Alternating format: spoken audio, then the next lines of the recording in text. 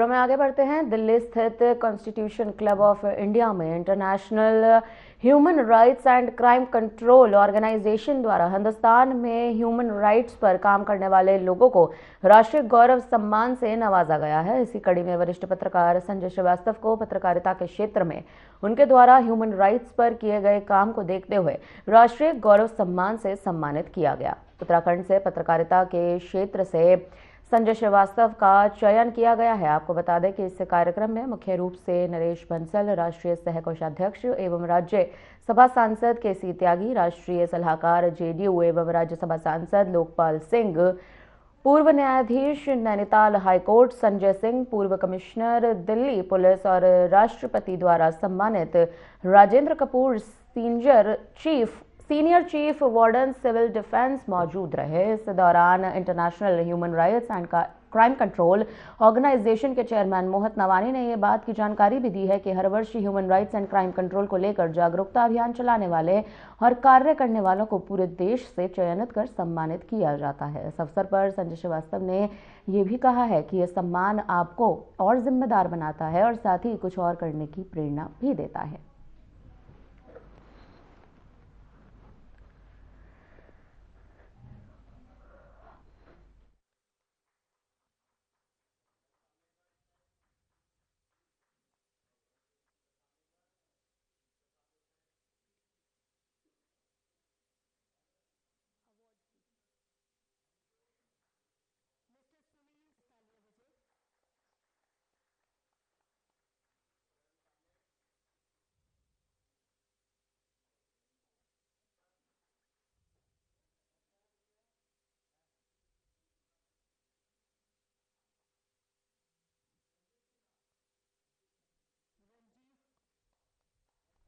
बहुचर्चित अंकिता भंडारी प्रकरण में सीबीआई जांच की संस्तुति के बाद अब सियासत तेज हो गई है। मुख्य विपक्षी दल कांग्रेस इस मुद्दे को हाथ से जाने नहीं देना चाहती। कांग्रेस प्रदेश अध्यक्ष गणेश गोदियाल ने सरकार की मंशा पर सवाल खड़े कर दिए हैं। कहा है कि सरकार इस मामले में जनता का ध्यान भटकाने की कोशिश कर रही है, भटकाने का काम कर रही है। उन्होंने मांग की है कि सरकार स्पष्ट कर दे कि सीबीआई जांच आखिर किन किन बिंदुओं पर कराई जानी है और इस पूरे प्रकरण में शामिल वीआईपी आखिर कौन है, यह सच जनता के सामने आना ही चाहिए। गणेश गोदियाल ने यह भी बताया कि इसी मांग को लेकर रविवार 11 तारीख को सभी सामाजिक और राजनीतिक दलों के साथ मिलकर बंद का आह्वान भी किया गया है।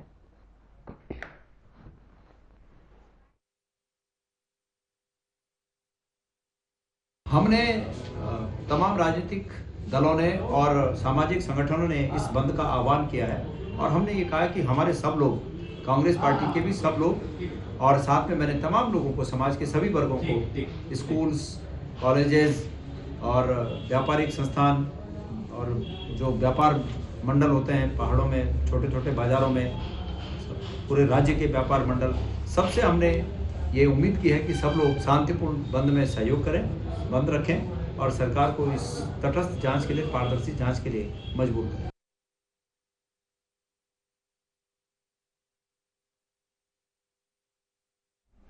धर्मनगरी हरिद्वार में बढ़ते अपराध और नशे के अवैध कारोबार के विरोध में आज यूथ कांग्रेस ने जोरदार विरोध प्रदर्शन किया। पूर्व कैबिनेट मंत्री और वर्तमान विधायक मदन कौशिक के आवास की ओर कूच कर रहे तमाम कार्यकर्ताओं को पुलिस ने बीच रास्ते में ही रोककर कुछ को गिरफ्तार कर लिया है। आपको बता दें, यूथ कांग्रेस का यह आरोप है कि शहर में अपराध और नशे का जाल जो है वो तेजी से फैल रहा है, जबकि न्याय की प्रक्रिया बहुत धीमी है। उन्होंने प्रशासन से मांग की है कि नशा तस्करों पर सख्त कार्रवाई की जाए और शहर में शांति भी बहाल की जाए। कार्यकर्ता इस बात की चेतावनी दे रहे हैं कि यदि कार्रवाई पूर्ण नहीं होती है तो आंदोलन और तेज कर दिया जाएगा।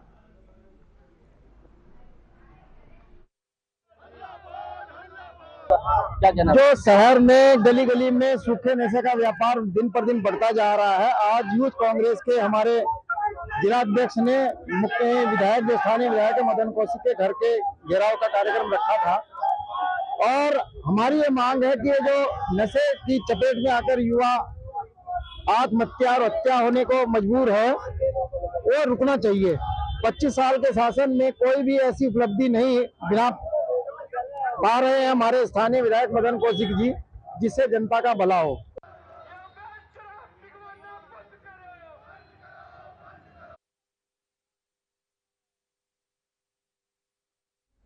आईजी गढ़वाल राजीव स्वरूप ने अंकिता भंडारी मामले में अज्ञात के खिलाफ दर्ज मुकदमे के संबंध में प्रेस वार्ता की है। उन्होंने इस बात की जानकारी दी कि देहरादून के थाना बसंत विहार में पद्मश्री और पर्यावरण डॉक्टर अनिल प्रकाश जोशी ने एक रिपोर्ट दर्ज करवाई थी। ये रिपोर्ट एक अज्ञात के विरुद्ध थी, जिसके आधार पर मुकदमा दर्ज किया गया है। उन्होंने कहा कि इस मामले में शुरू से ही पुलिस द्वारा त्वरित कार्रवाई की गई, जिसमें एसआईटी गठित भी की गई, जिसके बाद तीनों आरोपियों पर दोष सिद्ध होने के बाद उन्हें उम्र कैद की सजा सुनाई गई है। साथ ही उन्होंने इस बात की जानकारी दी कि अब इस मुकदमे के आधार पर सीबीआई आगे जांच जरूर करेगी। तो वहीं उन्होंने सभी जनता से अपील भी की है कि किसी भी प्रकार के भ्रम में ना आए। वो तो हमारा हमेशा निरंतर जो है, जो भी पिछले समय के जो हमारे अचीवमेंट्स हैं, उन अचीवमेंट्स तो एक अचीवमेंट है, लेकिन हम हर एक वर्ष जो है अलग अलग चुनौतियों लेके आता है। और आप जानते हैं कि इस वर्ष में भी हमारी ये चारधाम यात्रा शुरू होगी, प्लस हमारा जो कावड़ का जो मेला है वो भी होता है, और प्लस आप जानते हैं कि 2027 में ये कुंभ भी आयोजित हो रहा है हरिद्वार में। तो उसके लिए भी काफ़ी जो प्रक्रिया है अभी से ही वो शुरू कर दी गई है। और जितने भी इंफ्रास्ट्रक्चर्स हैं, पुलिस के जितने इंफ्रास्ट्रक्चर जो हमने शासन को डिमांड किया था, उस पर बहुत तेज़ गति से उसमें कार्य हो रहा है। और निश्चित तौर पे हमारी ये हमेशा से कोशिश रही है कि जिस तरीके से हम इफेक्टिव हम लोग क्राइम कंट्रोल और जो क्राउड मैनेजमेंट जो हम करते आ रहे हैं, इस साल भी हम ऐसे करेंगे।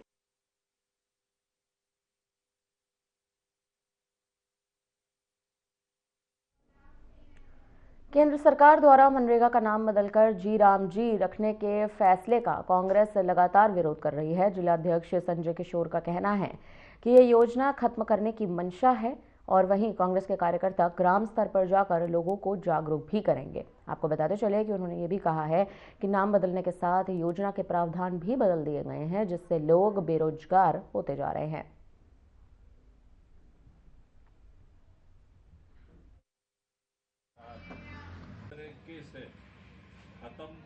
से केंद्र सरकार ने राष्ट्रपिता महात्मा गांधी का नाम बदला है, और इस योजना का नाम बदलकर उसके प्रावधान भी बदलने का काम किया है।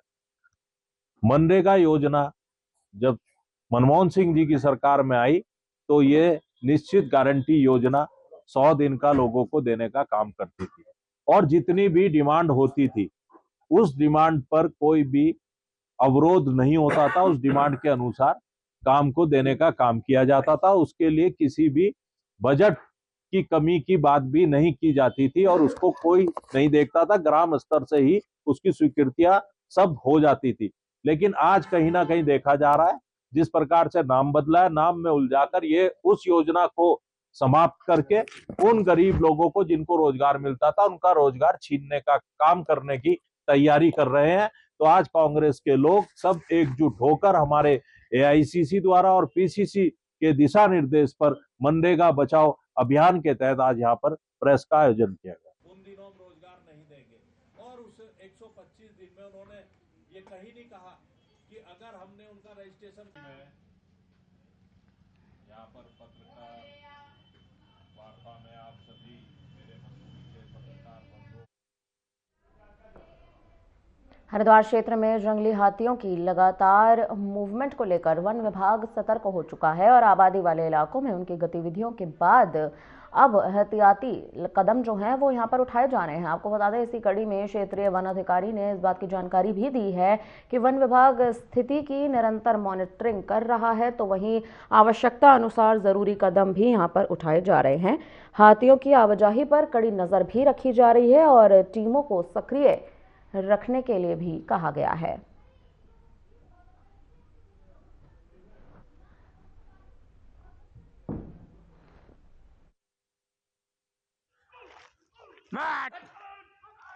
आठ से 10 हाथी का जो झुंड है लगातार उसी की मूवमेंट हमें नजर आ रही है, और इसको रोकने के लिए अभी 2027 में कुंभ मेला आ रहा है। उसके लिए हमने एक प्रोजेक्ट बनाया है कि जिसमें हम जो बैरागी कैंप से लेके बिशनपुर तक 8.5 किलोमीटर की खाई खोदने जा रहे हैं। उसके लिए हमने प्रस्ताव शासन स्तर पर भेजा हुआ है प्रभागीय वनाधिकारी के माध्यम से, और उस खाई की जो मिट्टी उसके ऊपर आएगी, उसके ऊपर हमने सोलर फेंसिंग रखी हुई है। एक तो ये है। उसके बाद सेकंड, उसके बैक में हमने 6 किलोमीटर की तार जाल की क्रेट वायर की दीवार होती है जो 9 मीटर ऊंची होगी, वो हमने रखी हुई है, वो भी शासन को भेजी हुई है। और कुंभ मेले में ये बजट हमें मिलता है तो उस पर काम जल्दी शुरू हो जाएगा, ताकि नेक्स्ट ईयर से हाथी की मूवमेंट कम हो जाए जो है आने से।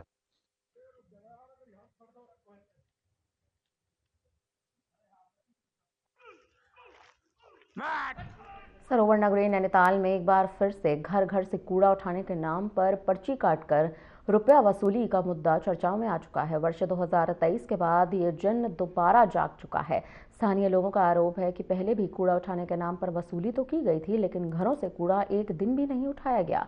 अब फिर से एक बार महिला समूहों के जरिए पर्चियां काटी जा रही हैं, जिससे यहाँ पर नाराजगी बढ़ गई है। इसी बीच आपको बता दें, नगर पालिका के अधिकृत ठेकेदार रोहित भाटिया का कहना है कि वसूली की गई राशि 40% नगर पालिका परिषद के खाते में जमा होती है, जबकि शेष 60% से वाहन, तेल और रखरखाव का खर्च यहाँ पर उठाया जाता है।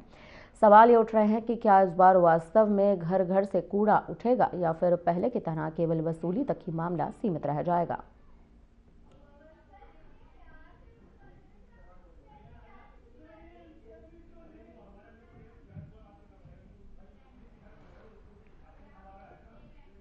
रामनगर के टेड़ा के जंगल में हाथी का आतंक देखने को मिला है। आपको बता दें, गांव टेड़ा की रहने वाली सीमा देवी नाम की यह महिला गांव की ही 3 महिलाओं के साथ गई थी, जहां सीमा देवी को अचानक हाथी ने अपनी सूंड में उठा लिया और जमीन पर पटक दिया।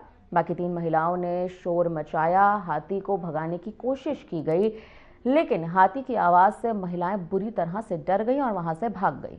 वहीं जब घायल सीमा भी बाकी 3 महिलाओं के साथ सड़क तक पहुंची तो हाथी भी उनके साथ सड़क तक आ पहुंचा। आपको बता दें, घायल महिला को रामनगर के सरकारी अस्पताल में उपचार के लिए भर्ती कराया गया है। वहीं आपको ये भी जानकारी दे दें कि घटना की जानकारी मिलने के बाद वन कर्मियों की टीम भी मौके पर पहुंच चुकी है। हाथी की मॉनिटरिंग भी लगातार की जा रही है। अधिकारियों ने ग्रामीणों से जंगल में अकेले ना जाने की सख्त अपील की है।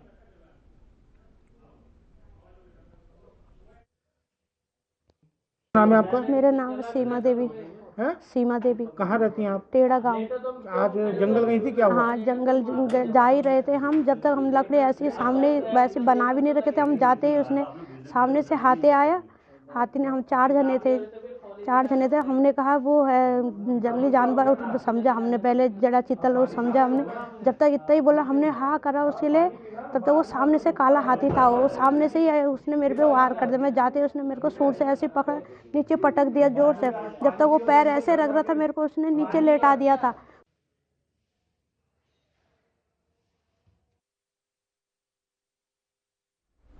आपको बता दें कि हाथियों का जो आतंक है वो लगातार यहाँ पर बढ़ता जा रहा है। महिला का साफ तौर पर कहना है कि हाथियों के झुंड जो है वो वहाँ पर देखा गया, उसमें से एक हाथी ने उस पर अटैक किया, हमला किया, जिसके बाद उस महिला की हालत जो है वो बेहद खराब होती नजर आई।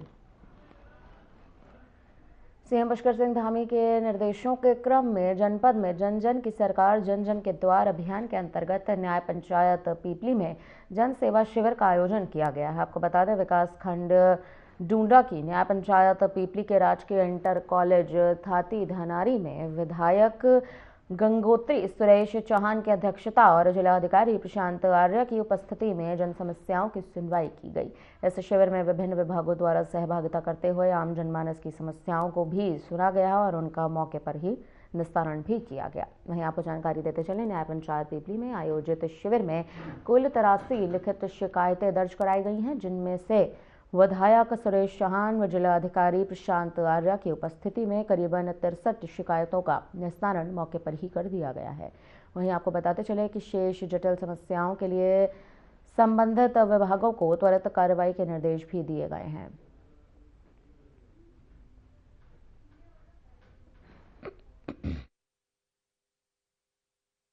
इसमें बेसिकली जो ज़्यादा आई हैं वो डिमांड है, इसमें रोड्स का है और फॉरेस्ट से रिलेटेड कुछ इश्यूज थे वो ज़्यादा हैं, तो डिमांड है। शिकायतें परोक्ष रूप से कम है। सुझाव भी हैं उसमें, जैसे कई जगह पे गांव की तरफ से सुझाव भी आए हैं, प्रधान संगठन की ओर से सुझाव मिले हैं अलग अलग डिपार्टमेंट से रिलेटेड, तो मिक्स है। और आज संख्या बल भी काफ़ी है, महिलाओं की संख्या भी अधिक है। उनकी जो शिकायतें हैं, जैसे छोटा शिकायतें आई हैं जल जीवन मिशन को लेके हमने देखा है, क्योंकि अभी पूरा पेमेंट नहीं होने की वजह से कई योजनाएं पूर्ण नहीं हो पाई हैं।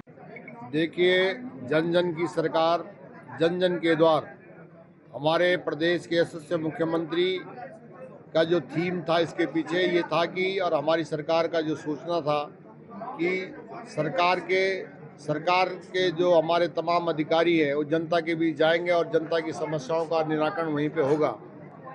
लेकिन बहुत सारे यहाँ पर शिकायत आई, लेकिन ऐसी शिकायतें बहुत कम थी जिनका वास्तव में निराकरण होना था।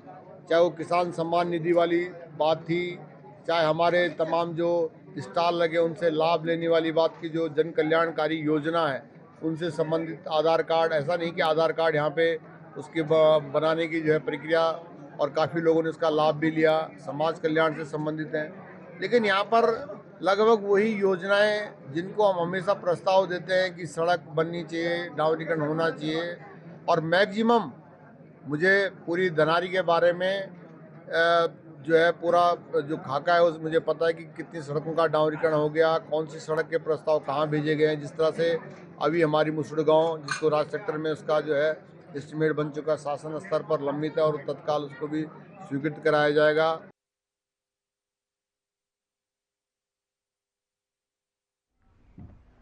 सतारगंज की ओर आ रही बाइक को ईंट से भरी ट्रैक्टर ट्रॉली ने अमरिया रोड स्थित आगरा वाले गुरुद्वारे के पास पीछे से टक्कर मार दी। आपको बता दें, जिससे बाइक सवार की मौके पर ही मौत हो गई। दर्दनाक मौत यहां पर हुई है। वहीं मिली जानकारी के अनुसार बाइक सवार नवजोत सिंह की मौत हो गई। सूचना पर पहुंची पुलिस ने शव को अपने कब्जे में ले लिया। सतारगंज सीएचसी पहुंचाया गया। ट्रैक्टर ट्रॉली का ड्राइवर अभी भी फरार बताया जा रहा है। फिलहाल पुलिस इस मामले की जांच में जुट चुकी है।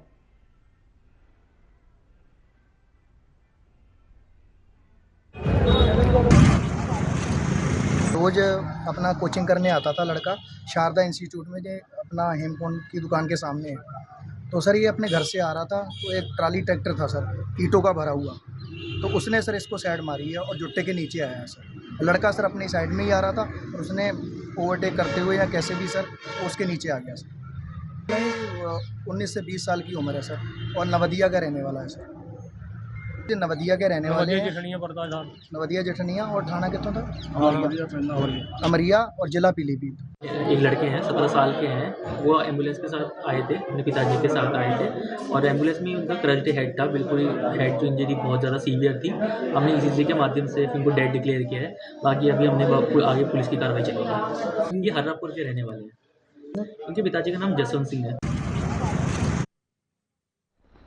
अंकिता भंडारी प्रोटेस्ट के दौरान आपत्तिजनक बयान देने के आरोप में अब हल्द्वानी की रहने वाली इन्फ्लुएंसर ज्योति अधिकारी पर पुलिस ने मुकदमा दर्ज कर लिया है। आपको बता दें, सामाजिक कार्यकर्ता की शिकायत पर पुलिस ने ज्योति को गिरफ्तार किया, जिसके बाद एसीजेएम कोर्ट ने उसे 14 दिन की न्यायिक हिरासत में भेज दिया। एफआईआर में कुमाऊं की सामाजिक भावनाओं तो वहीं लोक देवताओं और महिलाओं के अपमान के आरोप भी यहां पर लगाए गए हैं। वहीं आपको जानकारी देते चले कि समाज सेवियों ने कार्रवाई को सही भी ठहराया है।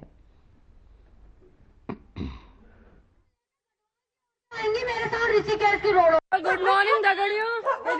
देखिए उत्तराखंड की महिलाएं आंदोलनकारी रही हैं, ये हमारा इतिहास बताता है हमको, और हमेशा हर जुल्म के खिलाफ यहाँ की महिलाएं आग बनती नजर आई हैं। लेकिन यहाँ पे जो है संस्कृति और मर्यादा का ध्यान हमेशा ही रखा गया है। हमारे सर पे जो हम ये पहनते हैं, ये हमेशा हमारी मर्यादा का प्रतीक रहा है, और मैं स्वयं भी हमेशा विरोध में, जो गलत हुआ है उसके विरोध में रही हूँ। गुड मॉर्निंग दगड़ियों। देखिए आप नोटिस आ रखे हैं घर, ये बहुत से अपने दादी भूली लोग आ रखे हैं। ब्लॉक में ये कह रहे हैं कौन सा ब्लॉक में? केंद्र सरकार द्वारा मनरेगा योजना का नाम बदलकर जी राम जी रखने को लेकर अब कांग्रेस जिलाध्यक्ष संजय किशोर ने होटल सभागार में पत्रकार वार्ता का आयोजन किया। इस दौरान उन्होंने सरकार के इस निर्णय का विरोध किया, इसे बेरोजगारी फैलाने की कोशिश बताया और आरोप लगाया कि मनरेगा को समाप्त करने की एक मंशा है। से केंद्र सरकार ने राष्ट्रपिता महात्मा गांधी का नाम बदला है और इस योजना का नाम बदलकर उसके प्रावधान भी बदलने का काम किया है। मनरेगा योजना जब मनमोहन सिंह जी की सरकार में आई तो ये निश्चित गारंटी योजना 100 दिन का लोगों को देने का काम करती थी और जितनी भी डिमांड होती थी उस डिमांड पर कोई भी अवरोध नहीं होता था। उस डिमांड के अनुसार काम को देने का काम किया जाता था। उसके लिए किसी भी बजट की कमी की बात भी नहीं की जाती थी और उसको कोई नहीं देखता था। ग्राम स्तर से ही उसकी स्वीकृतियां सब हो जाती थी। लेकिन आज कहीं ना कहीं देखा जा रहा है जिस प्रकार से नाम बदला है, नाम में उलझाकर ये उस योजना को समाप्त करके उन गरीब लोगों को जिनको रोजगार मिलता था उनका रोजगार छीनने का काम करने की तैयारी कर रहे हैं। तो आज कांग्रेस के लोग सब एकजुट होकर हमारे एआईसीसी द्वारा और पीसीसी के दिशा निर्देश पर मनरेगा बचाओ अभियान के तहत आज यहाँ पर प्रेस का आयोजन किया गया। उन दिनों हम रोजगार नहीं देंगे और उस 125 ललकुआ में चिकित्सा स्वास्थ्य के निदेशक डॉक्टर के पांडे और मुख्य चिकित्सा अधिकारी डॉक्टर हरीश पंत ने सामुदायिक स्वास्थ्य केंद्रों का औचक निरीक्षण किया है। आपको बता दें, हल्दूचौड़ और बिंदुखत्ता में एक्सरे मशीन लगाने के लिए स्थान का भी जायजा लिया गया है। अधिकारियों ने चिकित्सा स्टाफ को रोगियों के साथ ठीक व्यवहार करने के सख्त निर्देश दिए। चेतावनियां भी दी गई कि स्वास्थ्य सेवा में लापरवाही बर्दाश्त नहीं की जाएगी।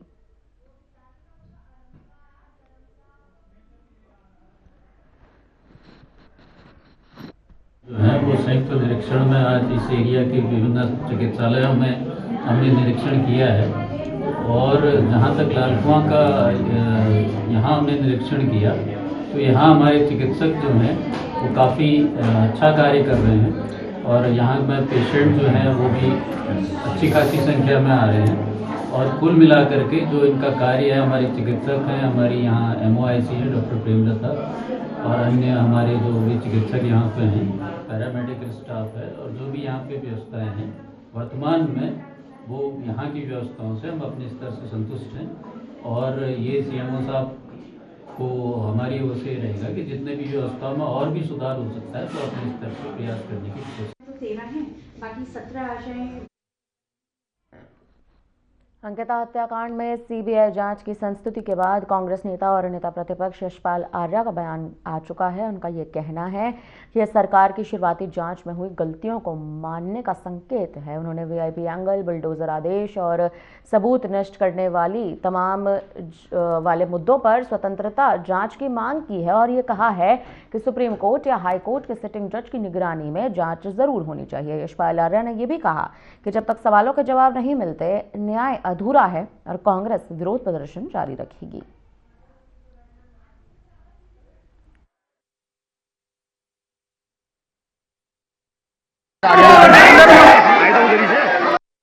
आंखों के आंसुओं को पूछने वाला कोई नहीं था। उनकी आवाज को दबाने की कोशिश की गई। आज मुख्यमंत्री जी ने ऐसा कहा कि सीबीआई जांच की संस्तुति के आदेश दिए हैं। हमारा कहना है सीबीआई जांच के साथ माननीय उच्च न्यायालय, माननीय उच्चतम न्यायालय के निगरानी में यह जांच होनी चाहिए, तभी सच सामने आ सकेगा। पर भरोसा नहीं कर सकते हैं, हमें भरोसा है न्यायपालिका पर और यकीनन न्यायपालिका की निगरानी में यह जांच होगी तो इसके परिणाम दिखाई देंगे। जो वीआईपी हैं, जो बड़े लोग हैं, रसूखदार लोग हैं, जिनके बारे में लोगों की जुबान में जिसका नाम है उसका चेहरा उजागर हो जाएगा और हमारी मांग तब तक बनी रहेगी जब तक इसमें हाई कोर्ट और सुप्रीम कोर्ट के निगरानी में जांच नहीं होगी तो ये जांच अधूरी होगी। आपने कहा कि अंकिता भंडारी के नाम पर